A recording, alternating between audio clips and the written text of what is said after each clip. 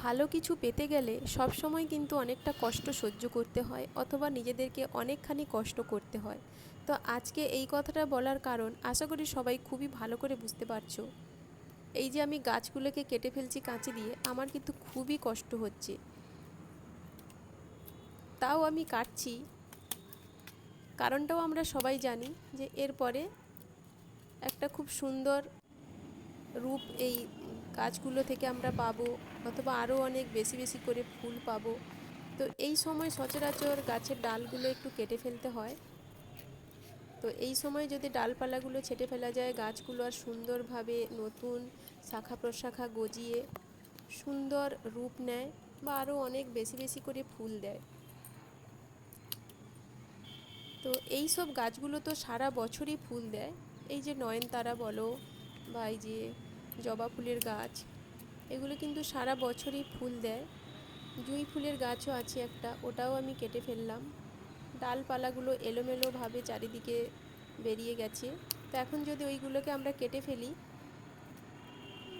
আর কিছুদিন পরে এইগুলোতে সুন্দর শাখা প্রশাখা গজাবে, সুন্দর নতুন পাতা গজাবে এবং অনেক আরও বেশি করে ফুল হবে। তো এর মাঝে এদেরকে খাবারও দিতে হবে, যত্ন করতে হবে। তো আমি তো এখন বাইরে থাকছি ভাড়া বাড়িতে, তো সেখানে অনেকটা জায়গা আমরা পাই না বা অনেক মাটি এসবও আমরা পাই না। তো যেটুকু আমি পেয়েছিলাম তার মধ্যে টুকটাক করে আমি এইগুলো করেছি।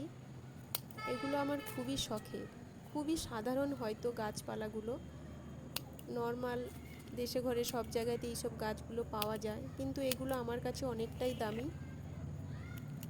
এগুলোকে আমি খুবই যত্ন করি। এগুলোর কাছ থেকে আমি যেটুকু ফুল পাই আমার খুবই দেখতে ভালো লাগে, বা আমি যে ঠাকুরকে ফুলগুলো দিতে পারি আমি সেটা খুবই আনন্দর সঙ্গে আমি দিই। বা যখন সকালে উঠি আমি কিন্তু ছাদে একবার আসি এই গাছগুলোকে দেখতে। এমন কিছু বিদেশি গাছপালা হয়তো এখানে নেই, বা বিশাল কিছু ফুলের বাগানও আমার হয়তো নয় এখানে, কিন্তু আমি এই সামান্যটুকু নিয়ে খুবই আনন্দে থাকি।